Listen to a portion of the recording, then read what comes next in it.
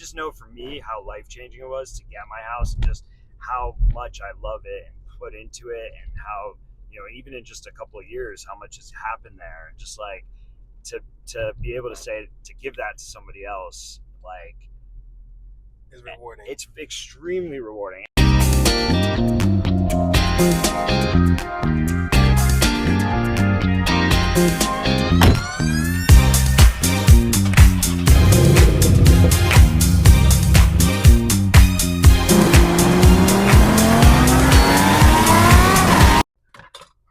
All right, are we on?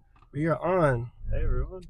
I love it, dude. So welcome everyone to another episode of What Drives You.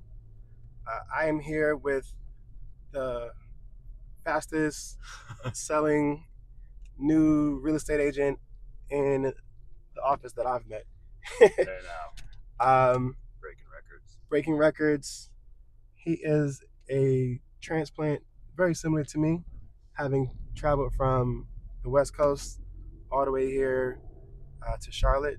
He made a pit stop in Austin, Texas first, Yeah. but he is now also here in Charlotte. I'm here with my brand new agent and probably soon to be really good buddy, Brian Angeski. Yes, sir, Brian Angeski. Angeski. Thank you for having me, dog. I'm very happy to be here. You're welcome, man. I'm very excited. So my first question that I like to ask on, this channel is, what is your story? Yeah. Tell me a little bit about you. Oof, that's a good question. Well, first I have a question for you. Okay. Does anyone ever get on here and just like look at the camera a lot? I try to make people feel a little bit comfortable and not even realize that the camera's there. Yeah, I love it. Anyway, so yeah, my story. So I grew up in New Hampshire. I was there for pretty much 22 years, and anyone who's ever been in the Northeast knows that the winters are just absolutely brutal. They're about 6 months long. Yep. Like, gets dark at 4 p.m. That's why I left New York. Oh, bro, I'm telling you, there's nothing more depressing than waking up early, shoveling your car in the dark, going to work, coming home, and it's dark again. Like, you don't see the light. So I went to the University of New Hampshire, and I got a job in a call center reselling IT equipment to the West Coast. So my hours were like 8 to 5 on the East Coast, but my clients were there starting at 11.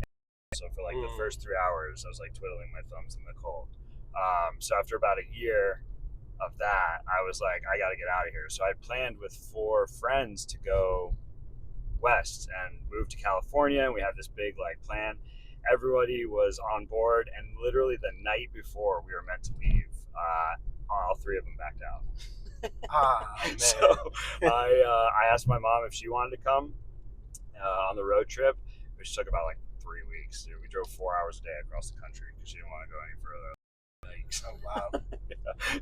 It's a good way to see the United States of America. But It is. I got to San Francisco, and I really didn't have an intention of being there, but I fell backwards into executive recruiting. So I was placing pharmaceutical regulatory sales executives into executive level roles like VPs, directors, things like that. At like 24, which why anyone would trust me with their career at that point is beyond me. It didn't seem like a wise career choice, but it taught me to be able to kind of fake it until you make it, and you start to learn stuff. And I feel like a lot of the recruiting skills, because if you think about it, like home, job, family, those are like the big 3 that people are thinking about, keep them up at night. Yeah. And so I've had experience kind of navigating the process of getting someone to transfer careers. And so I did that at a high level till COVID hit San Francisco, and then the city it's like I haven't been back, and I can't even look at pictures. It makes me so sad. I know that I've seen it. So dude, it was like at the peak there were like 6 to 7 moving trucks on every street corner. It was like a mass exodus to get out of the city. Yeah. So I took a road trip with a friend of mine, and as we were driving, we just kind of like bopped around. We passed through Austin, Texas, and was like, this is pretty cool. Like, masks aren't a thing, which I enjoyed at that time. But it was in Texas. It was like COVID was just a news story that was impacting other places. Not that that was the best way to treat it, but it definitely made things a little bit less restrictive. So I moved there. I got a job in customer success, and I really liked that. I did that for about 4 years. But when I bought my house, this is actually an interesting part of the story. Okay. When I bought my house, I bought it through Andy Bovender Team and Megan Long. Shout out Megan. And she just was keeping in touch, as you know, I've now learned we do. And she just kept saying to me, like, I think you'd be good at real estate. And I had one of those days at work, and she just happened to be in the neighborhood. And I remember vividly, like, sitting out in the backyard with her and being like, hey, were you serious about that? Do you think you could get me an interview? Like, I definitely want to hear a bit more. And so I sat down with Andy, then I met Ben, and those, I'm sure we'll dive into those conversations. But I was just hooked. Like, I didn't think I had a sales philosophy until I like spoke with Andy, and it synced up like entirely. And you know, I was trying to do it half and half, trying to keep the job while get up and running in the real estate. And it's really hard to do. If you're out there doing it, like, kudos to you, because I found it to be extremely challenging, and I felt like I was doing both subpar. So as of 3 weeks ago, I quit my job and started to pursue this full time. Wow. And that is my story in a nutshell.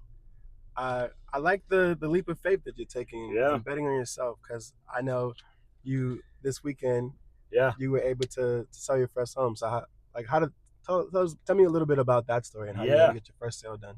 I mean, all credit goes to my team. I will say that. Like, I had just been, my thing was, I would say yes to everything. So if there was an opportunity, whether it was to meet, you know, Debbie Hooker 30 minutes away for 15 minutes to sit down with her and to pick her brain, like, any opportunity I had, I took advantage of. And that led to it. Just like, the more you say yes to things, I felt like the more opportunities would pop up. Like, it didn't really seem planned. My thing is, like, I never want to be the smartest person in the room, like, and I want to be able to, like, sign my name to every day. Those are kind of how I've like worked through my career. And so I just said yes to everything. I think that when I was kind of looking through the ways that people are generating business, I felt that open houses were the quickest way for me to have a win, because I can get in front of people and actually looking to buy. But also, and it's a great sandbox. Like, I look at it as, like, you know, at the very least, I'll get some reps and like form my sales pitch and form like how I want to talk to people. And actually, the night before the Saturday open house where I closed this, I had gone out with Megan Reynolds, and we had shown a place. And coming from a sales background, I had like a real tough time turning off the thought that I need to close someone. Like, and Megan made a great point that was, and everyone's been preaching it all throughout, but Megan made a great point. It was like, you're not closing anyone on anything. Like, and everyone's just been preaching, be yourself, your personality will get you there. Everything else will take. And like, I feel like I was like, okay, like I'll do it. I'll try it. And at this open house, you know, probably we started at 2, and I would say 10 people walked through the door, and like, I just hit it off with these 2 people. It was a mother and a son. He was Irish, the mom was Irish, and I had lived with Irish people, so I was throwing out like, what's the crack, and you hurl and all this Irish like stuff, and she was just loving it all. And then I made a point to, like, he was talking about furniture in the place, and I made a point to like go get my tape measure and like get down and measure stuff and just show him like, here's what it would be like to work with me. Right. And I didn't anticipate that he'd want this specific house. That was a bit of a surprise. But like halfway through, I was like, bro, do you want this house? Like, I was just thinking we were gonna go tour and stuff. But then I hooked him up with a lender that I had lunch with, and actually did my house with me, Karen Barnett. And I think my niche will be like first-time home buyers, because I can speak to it from having just gone through it. And I really think they vibed with it. And so, I mean, you know, obviously the stars aligned, but I firmly believe you make your own luck. And like, this open house was 90 miles away from where I lived, and they had an offer. So like, every reason not to go, but I was like, yeah, you know what, like, what else am There I we gonna go. do? Stare at my dog, you know, and, Yeah. and play NBA and get whooped online for the 15th time. So, yeah, it all worked out, man. And I just feel like I'm drawing a lot of the like skills I acquired over the years of like not overreacting, being the thermostat, not the temperature, and like all of these things came into play. And I got another guy who's really interested in a house that I showed all day yesterday. It really seems like it's a great fit. I feel like I found my niche. So I couldn't be more excited. Now it's very easy to say after you close your first house. Like, Yeah. I'm sure there will be dry spells, but for now it just feels like if I'm doing what I'm supposed to be doing, things seem to be working out. No, I think it's like you've come in and really have like that energy of just like you said, saying yes to anything, going out Yeah. and doing it. You even said yes to this, just off the whim. Yeah. And I did not think I'd be selected. I We sold 0 properties. it's at the okay. time. Like for like the purpose of this channel isn't so that I can only highlight people who are super successful and everything, because I'm the type of person that believes that everybody has a story. Everybody has something unique to tell, something interesting, and so I just want to talk to as many people as possible, try to get in front of as many people, and just really learn about more other people, because it's something that you can teach me. Yeah. You might not have sold a bunch of houses yet, Yeah. but you have sold things. You have you were a customer success manager.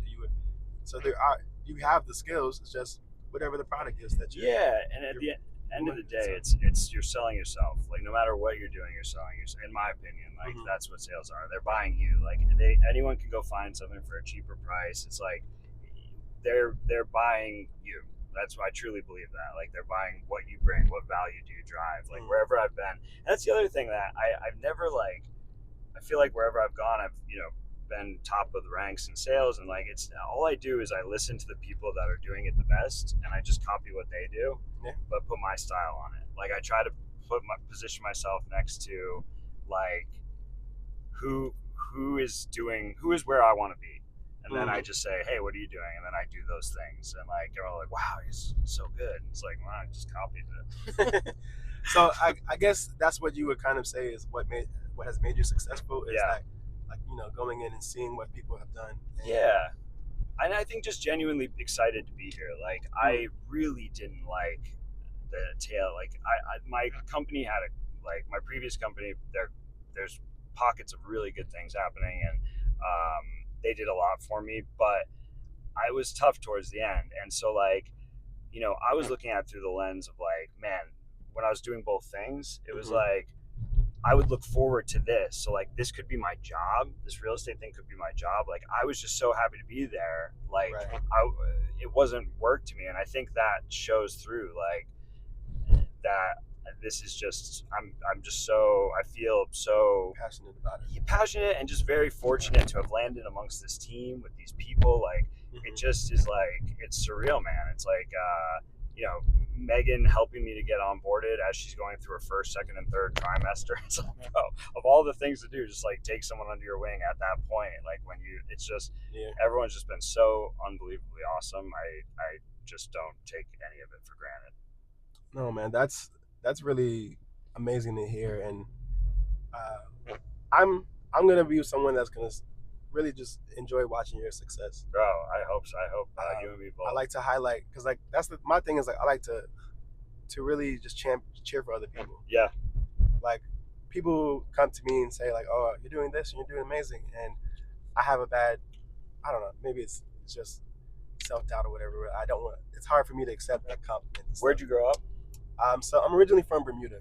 Okay. And I moved around a lot in the States. Okay. So like I was born in Bermuda. My dad and my mom moved to Virginia when I was 2. And then we moved back to Bermuda when I was 6.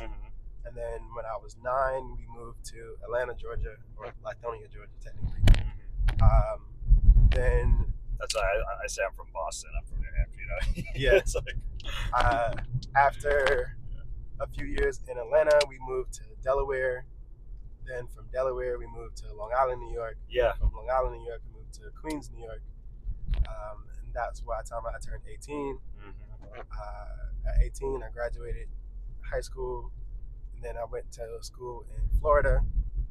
I went to school in Tallahassee, Florida. After being in Tallahassee for some time, I dropped out, went back home to Bermuda, watched the show How to Make It in America. And at the end of the season, they was like, let's go to Japan. So I found out a way to transfer to school in Japan. That's amazing. I was in Japan for like 3 months. That's great. And then the Fukushima earthquake hit. And so that ended my time in Japan. Wow. Because coming from an island, I can handle hurricanes. I Yeah. can handle wind, tornadoes, maybe even a little bit. Yeah. But the ground moving was Dude, just, what was the Richter? What was it on the? it was a 9.0. Oh my God. The first earthquake was a 9.0, and then the aftershocks afterwards were like 8s. I was in a 2 or like a 3 in San Francisco, and it was like terrifying. Like having the ground, like losing all sense of stability. There's no way to describe it. It's a really weird feeling. And then my really smart self moved to California after still experiencing PTSD from my very first earthquake, being one of the largest in the last 200 years. Yeah.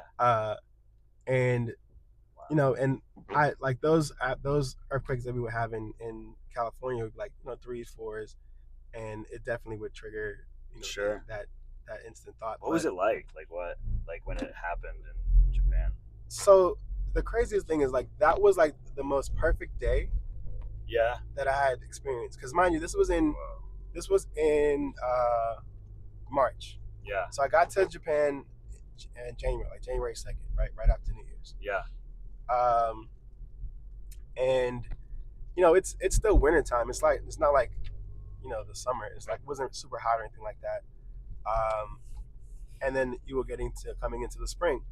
So I remember this day because I had a Japanese class that I was supposed to take that afternoon. So we was in the cafeteria doing our homework and stuff.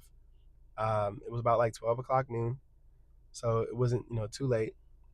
The weather, it was like a nice 65-degree day. I didn't wear a jacket that day for the first time. Traveling on the train that morning, it was smooth and easy. It was a Friday, so it wasn't super busy, but so we was getting ready, and then it was a friend's birthday, so we had plans to go out that night. So sitting in the cafeteria, and then I just started feeling uneasy, and then one of the Japanese kids jumped underneath the table, and I was like, "Hey, what's going on?" And like you feel it, and it's like what is this feeling? And someone was like, "That's an earthquake," and I was like, "Oh wow!" So then we had to evacuate the building. Yeah. And we're all standing out in the street for like an hour, right? So we're just standing there in the street, not really sure what's going to happen. And they're not really saying much. So then it's like, okay, you can go back in the building. So while we're standing out in the street, that shook up my nerves and everything. So I went to the convenience store, bought a little bottle of whiskey, and downed it. Well, the cool thing about Japan, they don't have open bottle laws, so you can just drink wherever. So did that. So then I went back to class because my nerves were bad. Yeah. We were supposed to take so we sat down in class to take the test. Now the one that you felt, was that just a tremor essentially, or was that the real deal? That was the real deal. They still went through with the test. No, so we were about to go through with the test because Japan gets them all the time. So their buildings don't. Another Friday. Their buildings don't really it wasn't any damage or anything like that. Sure. But so we're sitting there for the test, or we're sitting there in class, and then aftershock hits, and the aftershock is like an 8.7 or something like that. And so then the whole classroom is shifting. Your books fell off, or whatever. And mind you, the cafeteria was on floor 2. Yeah. Class was on 4th floor. Yeah. So now I'm higher. Yeah. I'm like, school was shut down after that, for obvious reasons. Yeah. And so then afterwards, what we did, we went to a bar to drink some more because, like I said, when I tell you my nerves were shot. Yeah. I was literally like this. Yeah. And also too, so we can watch the news and see what was going on. Sure. And the Japanese media wasn't really saying a whole lot about it. They were just like, oh, everything is shut down. So what we ended up doing is walking back to where our dorm was. So we sat at the bar for a little while. Yeah. Tried to go back to the school. The school was like, you can either stay here or you can like go back to your dorm.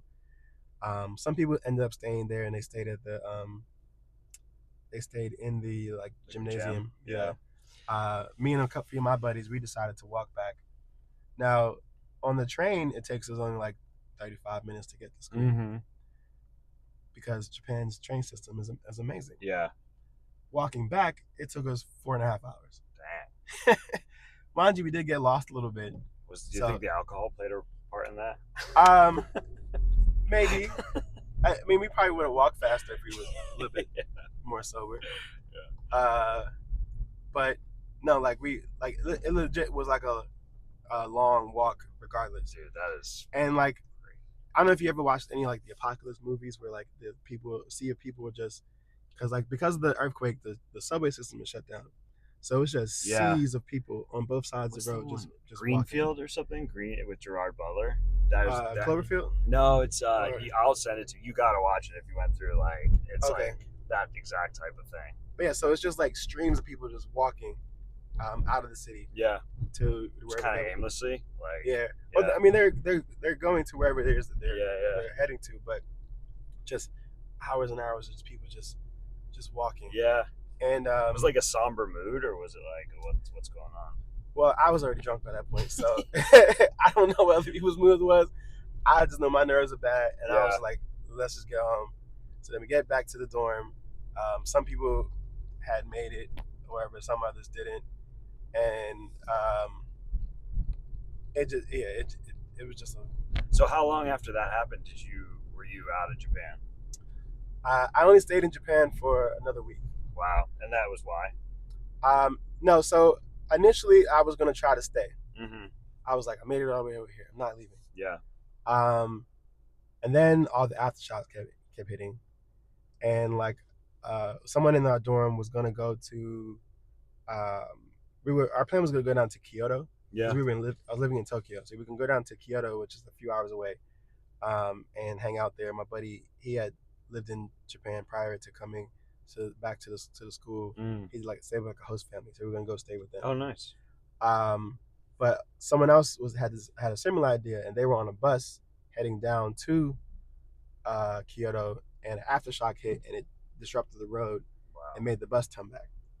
So when they showed back up at the dorm, I was like, maybe that's a sign that we just need to just go. Call it. Man, it's not a bad idea. Like I can't imagine what that must have been like.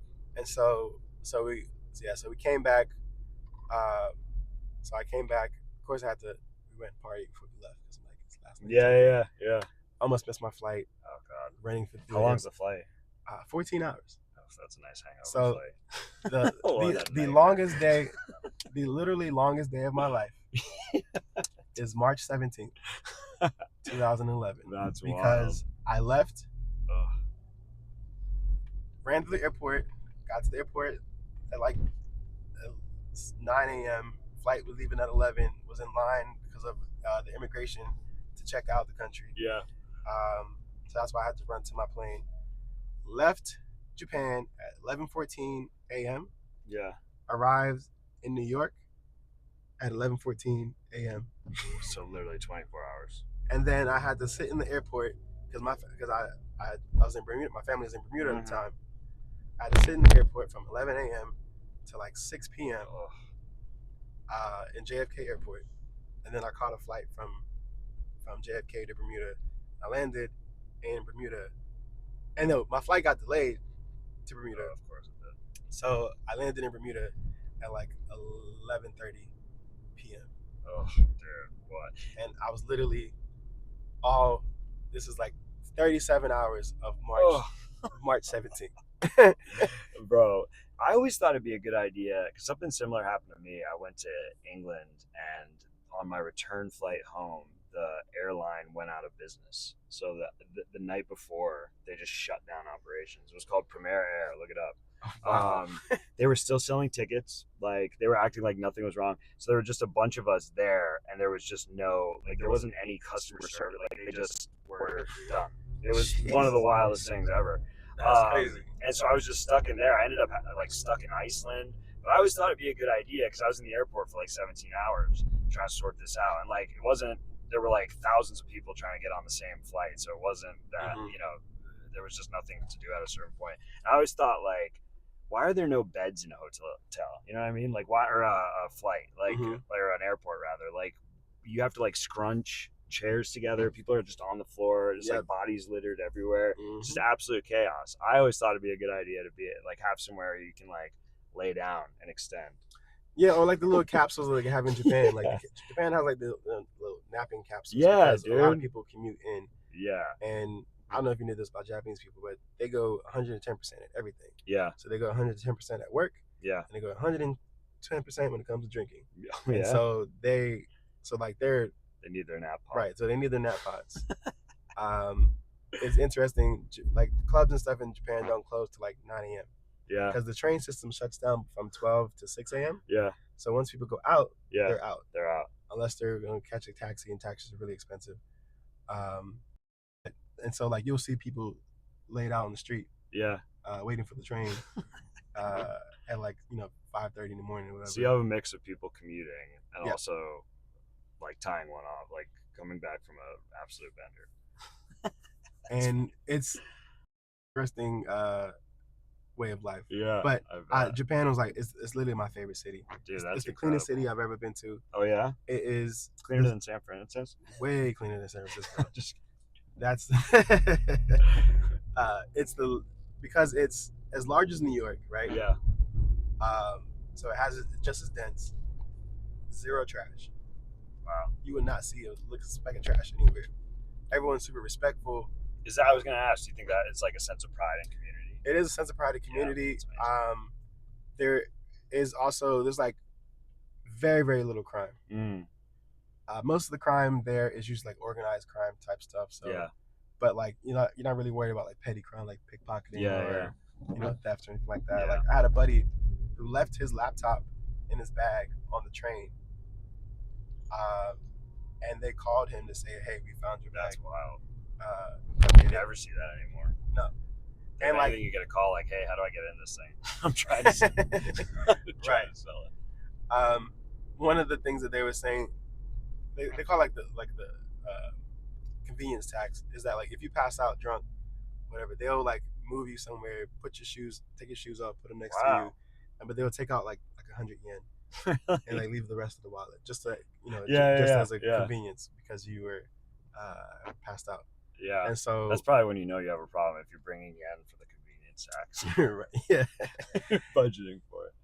But so it was just Japan's just that's incredible, magical place. I want to get there before. That's on my bucket list for sure. But the whole reason I'd ask because I feel like you were saying tooting your own horn, right? Like that's tough I feel the same way. It's tough. Like I think it's an East Coast thing. It sounded like you bopped around. Like I was mostly on the East Coast, so I'm more of an East Coast. I just feel like people on the East Coast, like it's really out of our nature to be like, I'm really good at this, or like I did this really well. Because you either like super braggadocious about it, or you're like super not, and that's where I kind of fall into the not spectrum. Because I'm the same, man. Like that, because there are those East Coasters in New York, especially in New York, that are like, I'm this, da-da-da. Yeah. And it's not what you say, it's how loud you say it. Right. And I just always, for me, it was just like, it was never really about that. It was more so just about, like, yes, I try to do good work and stuff like that. And I got good advice, which I am trying to implement. Because one, I couldn't receive a compliment without giving a compliment. And like, that is like, it becomes inauthentic, right? Like if you say, "Hey, really good job," and I'm like, "Yeah, you too. Like you do. Keep doing what you're doing." Like with no, it's just like it just seems like you're saying. The other thing is instead of saying I'm sorry, like I'm sorry I did this or sorry I did that, I found myself apologizing a lot, and I think it's just like it it's not a good mental, like, it's just not a good headspace to be in, where you're constantly like, sorry, sorry this, sorry that. So instead of like that, trying to flip it into thank you. So instead of sorry I was late, thank you for your patience, or like, you know what I mean? Like, and it's just, I think I've really tried to like integrate that into how I'm speaking, and I'll still hit the occasional apology, but I have found that it just gives one you're not shoulder sag, like, oh, Right.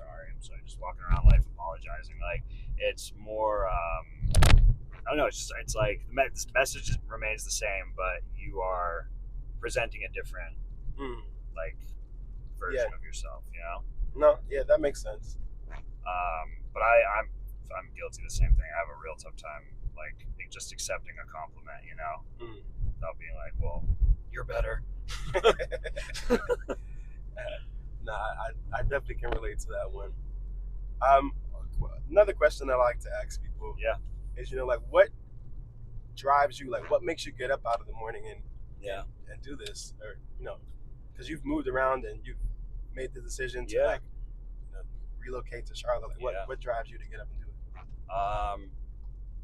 So I think there are really two answers for me to that question. Do you want the fun one or the serious one first? I'll give you both.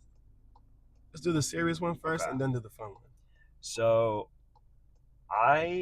my dad passed away from brain cancer that came on fairly suddenly, and I had to like guide him through the whole process, and I think that taught me kind of a valuable lesson in that, like, one, like, every day is a gift. I really like it really, I mean, like, he went for a nap and woke up and his life was completely different. And so, like, that, it grounds you, because it's like it's a type of thing where it's like, okay, nothing's ever going to be like that, like, situation. And so in a way, I want to, we had differing ideas of where I should, like, what direction I should head, but we were always very close. And so there's a way that I would say what drives me is, like, taking care of my mom is one, but also making sure that, like, I don't know, I'm doing him proud, in a way. So that, and just like driven by the fact that I'm through that period. Like, it just gave me like, if I could take anything from it, it's like, I really want to, like, live each day to the fullest, say yes to things, like, just be a positive, like, influence, bring energy, like, all that stuff. Because it all could change in a second, not to scare you, but no, I mean, that's part of the reason why, like, kind of motivates me. Like, I don't know if you noticed this photo here. So I had a cousin of mine. Technically, he's my uncle, but by marriage. So my grandmother died. She died from stomach cancer, I believe. When my sister's 30, so I was like 7. Yeah, I was like 6 or 7 when she passed away. So I got a chance to meet her. I have memories of her, but she was really young. So my grandfather ended up remarrying to a lovely woman. They've been married now like 20-something years. Wow. And she had a son. And the funny part is, like, her son's first name is the same first name as my grandfather. And, like, her son's dad looks just like my grandfather. Really? So I used to joke with her all the time about it. And so I'm just gonna go grab some coffee real quick. Yeah. And so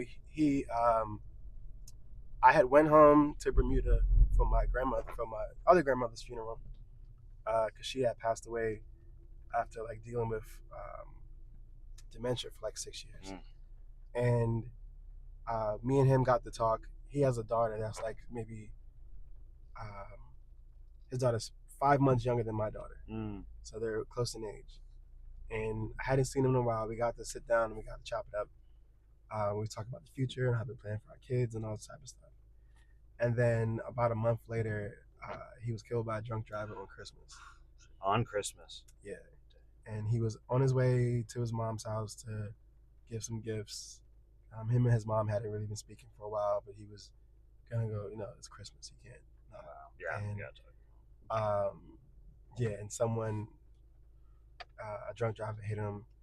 The person's still on trial right now for it. Like it's been like really. 2 years, and it's just been a lot. Oh God. But I keep it to just kind of remind me of like, life is short, life is precious, and trying to do things that so I don't have any regrets. I don't want to say that like I could have did this. Yeah. And stuff. That was my biggest thing, dude. I didn't want to look back when I was like, 55 and be like, oh, bro, why did I stay in New Hampshire this whole time? Like, I was nervous, or like when my friends bailed, that every reason would have. I think most people probably would have been like, well, we'll get them next year. Yeah. But like, I felt the same way. I didn't want to be like, looking back and being like, wow, I've just kind of kicked around and didn't really do anything. Mm-hmm.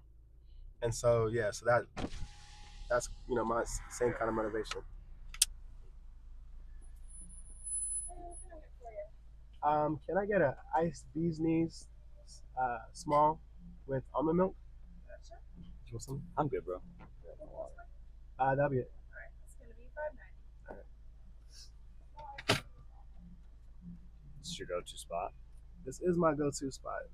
Pardon? No, he was asking me a question about Oh. the coffee shop. I love the coffee here.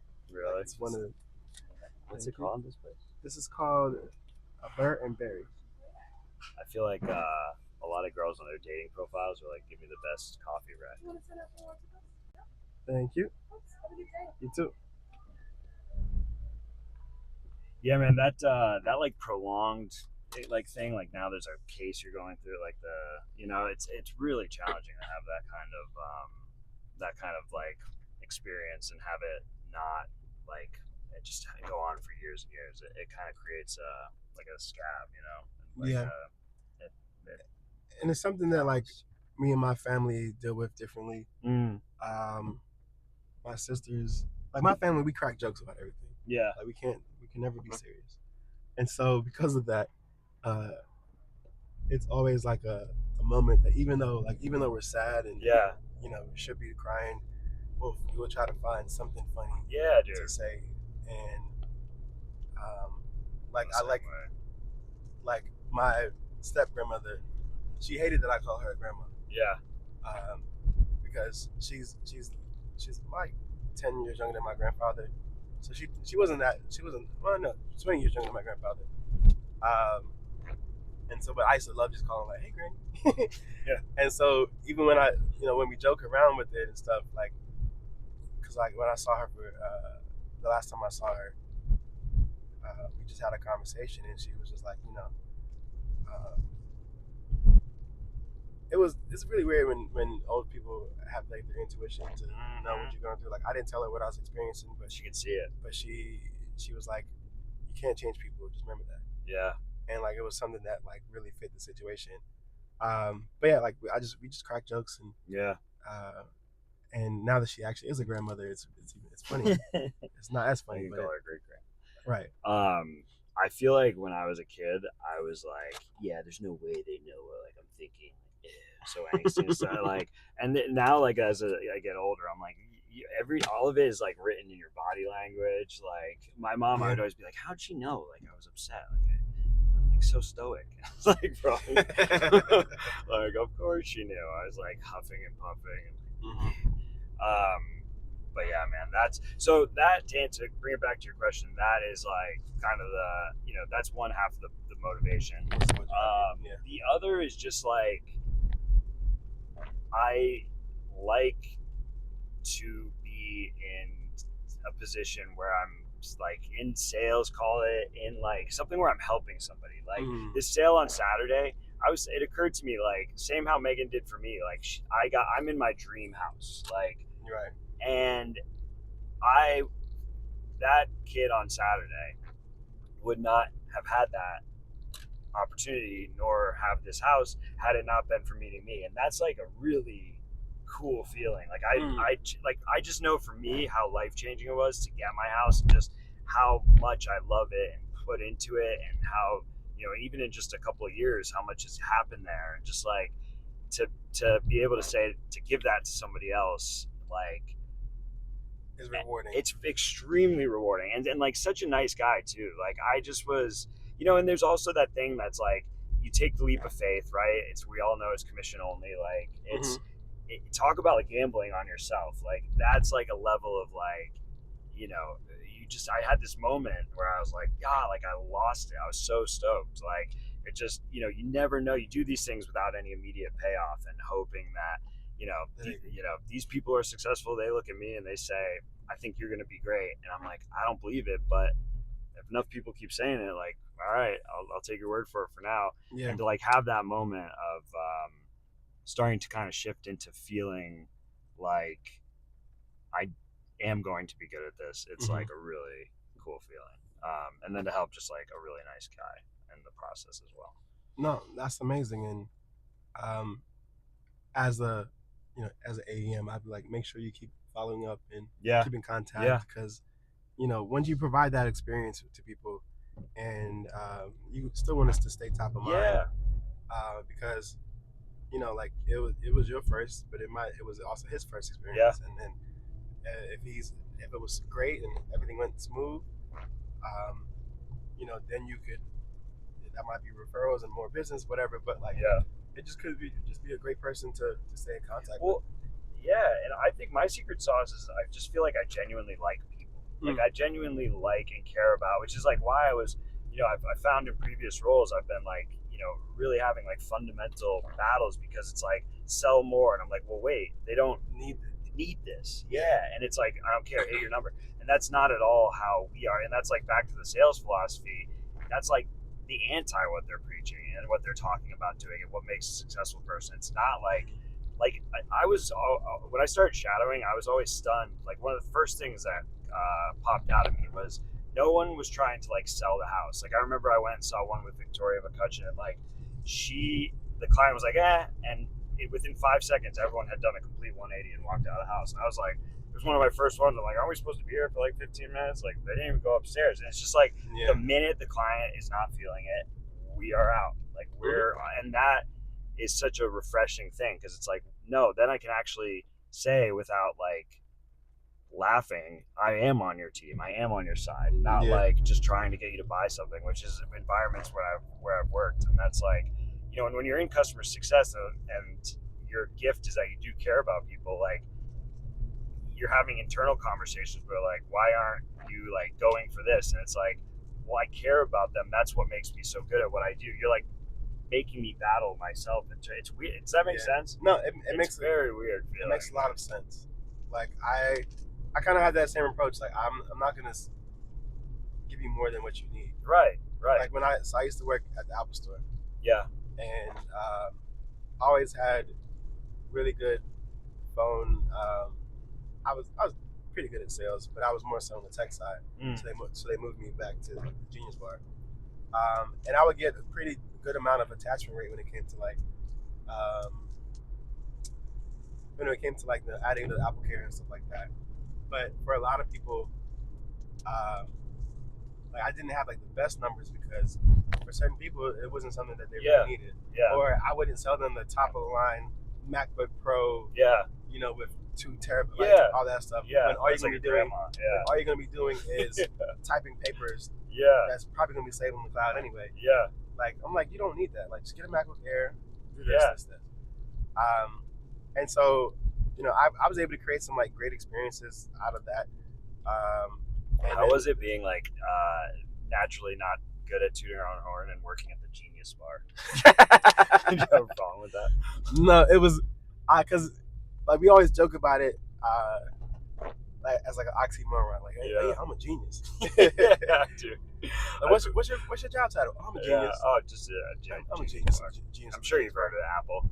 It's that's so funny, dude. I'm just a genius. I wonder if they could go back. Would they rename it? I doubt it, because like the title itself is, I think, all part of like the marketing and branding of it. Apple has done it's like one of the best branded like brands. Yeah. And the simple fact that like they've made a luxury good so unique and such a great ecosystem that people who should not be in the luxury space or luxury price point will sell their whatever they got Yeah. to be in that luxury Yeah.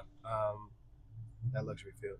And so like it's become an everyday product, even though it is a luxury item. Like Yeah. The phone. Oh, You don't really need much by that. I used to be able to. I remember one time I got in an argument with my girlfriend. She threw my phone like when I was in high school, and so the top half snapped off. It was a razor, so I had to learn how to text through just T9 with no screen confirmation. I got pretty good at it. oh wow! I remember those T9 days, Right, dude? I still used to have the screen. Bro, I miss T9, but like I used to be able to do it on one half of a phone, like that. No, So someone like would have that in your head. Like, have you ever seen the Queen's Gambit, the chess show? Mhm. That's like what I was doing. I saw this thing recently. It was like, with the success of the Razr now, because like you can get the Motorola Razr now. Really, it's back, and it's like touchscreen. bro. It was like T-Mobile needs to bring back the Sidekick. yes, That was my favorite phone. that was a good phone. Like the little yeah. and you had It the was little just aim message yeah, it was and like a snap. I remember my buddy had a Palm Pilot. You remember those? Mhm. And we used to be like, bro. what is we were this? Bermuda. We were really big on Blackberries for a while. Yeah. too. What? Did you watch that movie about BlackBerry? Like the Rise and Fall.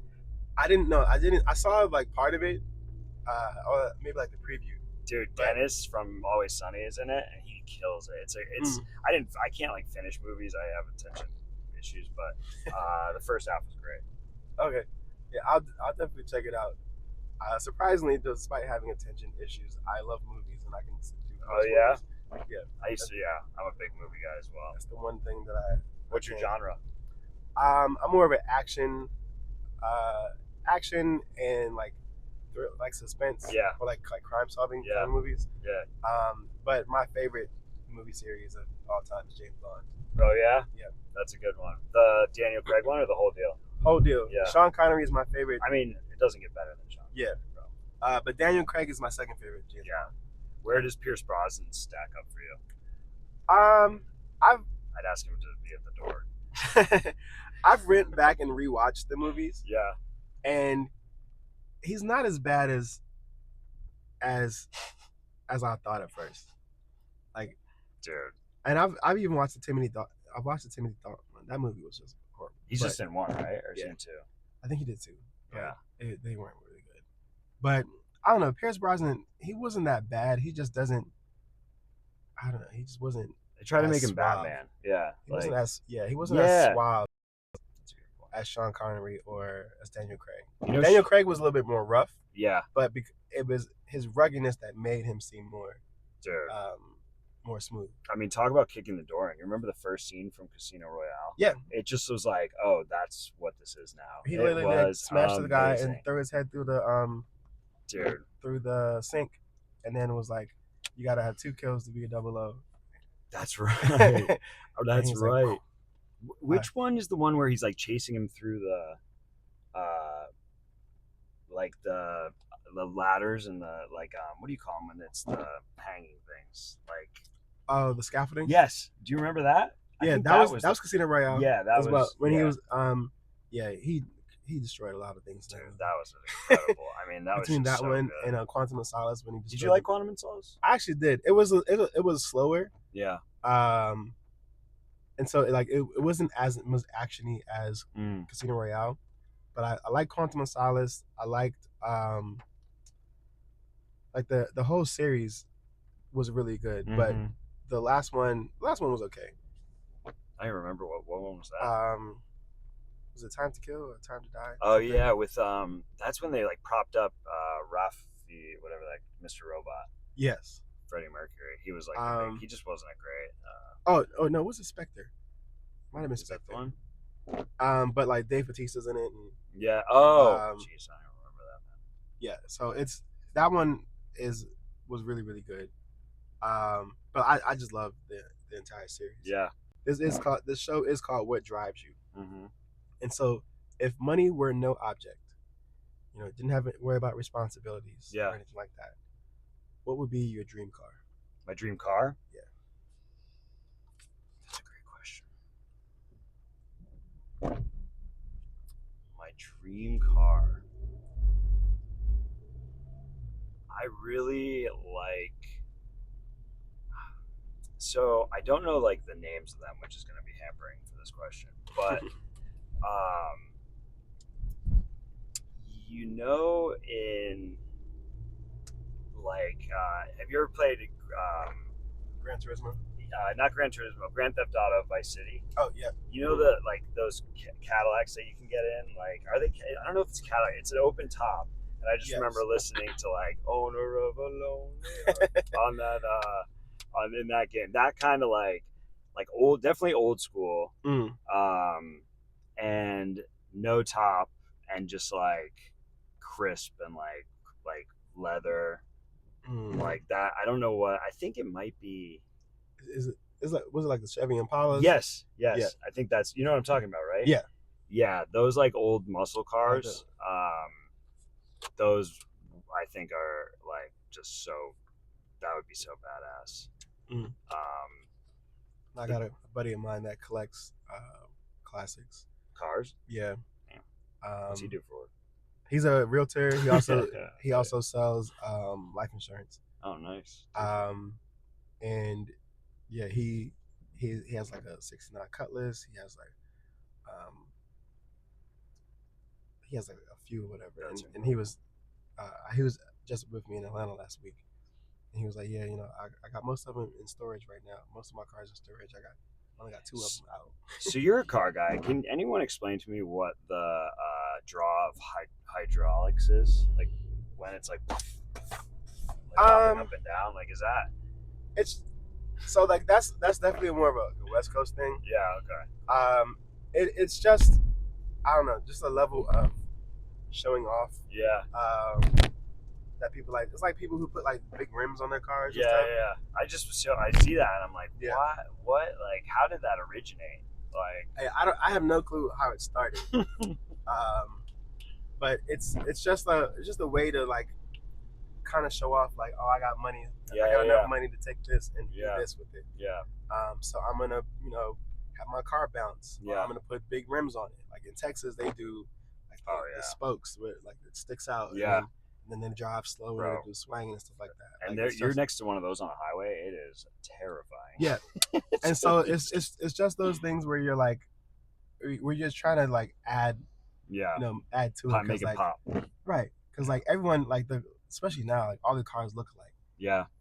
Except for the Tesla truck. Yikes. Right. So that Cybertruck. And so when everything like kind of looks alike, you gotta try to find your way to be unique. Mm-hmm. So that's why you have the hydraulics, or my car can jump higher than yours, or I got the candy paint and this and like so that's the reason why. It's just an expression. And if that's your thing too, like if you're into car, like that is it makes sense to flesh it or have different like options for what you can do with it. Exactly. I'm the type, I like cars that go fast. Yeah. More than I like the cars that look good. Like I do want like an old school like Lincoln Continental. That's is that? I know what that is. That's a good looking car. It was someone when I used to live in Delaware. There's a guy at my church that had one. Yeah. It was like a 1970 Lincoln Continental. Nice. It was one of the first cars with like a digital dashboard. Yeah. It has the bucket seat in the front, so like the entire seat is all one. Dude. And so that is but I like to drive. So that's why I have like my Volkswagen GTI. Yeah. Because this is a very fun car to zip around in. I feel like the days of your car being your pride and joy are slowly slipping like behind it. You know what I mean? Like like your dude from church, that was probably his that was his thing. That was, and then he sold it to get the new Lincoln. Oh yeah. I was sad because I wanted to buy it. But yeah, like the days of your car being because like I said, it and stuff. Because most cars now, like I said, everything's starting to look alike. You do have some people that are still enthusiasts and stuff. I got really into cars because of Fast and Furious. Really, I've never seen a single Fast and Furious movie. I usually get that. Because of how much I love those movies, it's like, but like the series literally went from like dudes just street racing and stealing, twisting trucks to like taking a car into space. Like, well, Dwayne "The Rock" Johnson got It's involved. it's the most ridiculous. I tell people it's like Marvel movie with cars instead of superpowers. Yeah, that's literally what it is. Yeah. But no, that's where I kind of got my start into the car scene, and I wanted the tuner, the Japanese. Like I wanted the Toyota Supra. just because of that's the main car in the first movie, the orange one. Yeah. And I've just kind of been into cars ever since then because of that. But yeah, that's it's very like the car. It's just like people who like sneakers or people who like watches. Like Yeah, it's expression. it's just an expression of yourself for sure. and how to show off and spend your money. I do have I have a better answer because I am not, admittedly, I'm not the biggest car guy, but if the money was not an option, I thought you were gonna say what would I do for work, and I do have a good answer for that. Okay. So like I love real estate, but if like I could do anything, it would be I was a camp counselor for when I was like 8 until I was about 22. I am now, I do Make-A-Wish now. I just got Salvation Army Boys and Girls Club. I'm going to be a basketball coach, and like Nice. I love like working with kids. And that would 100%, if I could do it all over just for free, it would be working at a camp, man. Because I think every kid should have the opportunity to go to camp because it's such a important social like thing as well. Yeah. You're outside of your school, you're like with people you don't know, and they become your family. It was such a good experience for me, and I really miss doing that stuff during the summer for sure. No, that's definitely something. Like my daughter went to Boys and Girls Club. Really? Over the summer. Cool. What'd she think? And she loved it. Yeah. She's always gets nervous at first, but that's natural. Yeah. But she's also naturally a social butterfly, like her father. So yeah. She's like, I don't know who to talk to, and then she's the most popular person, right? Dude, and she gets there, and everyone's like, "Hi, yeah. So, that definitely happens a lot. I love it. I have one last question that I would like to ask everyone, and it can get you can go as deep as you want with this question, but what do you want to be remembered for? Yeah, that's a great question. For me, it's not so much I want to be remembered for one thing, as much as I want to be remembered for a feeling. So like how I, make people feel. Like I want when people think of me to think of that guy went the extra mile, that guy looked out for me. That's just a good person and a person that I want to be around or that improved my day. I guess not so much I want to be remembered for an event, but rather a feeling that I emote or draw from folks. Awesome. Well, I think you're on the right path to doing that. I'm sure that your client that you helped over this weekend is going to remember you, and I miss you. I'm pretty sure as you continue in your career and with all the success that you're going to have, that you're definitely going to leave that impression on people. Bro, thank you for having me, dude. This was awesome. Thank you so much, Brian, man. I appreciate you for joining us, and that wraps up another episode of What Drives You. Yeah, baby.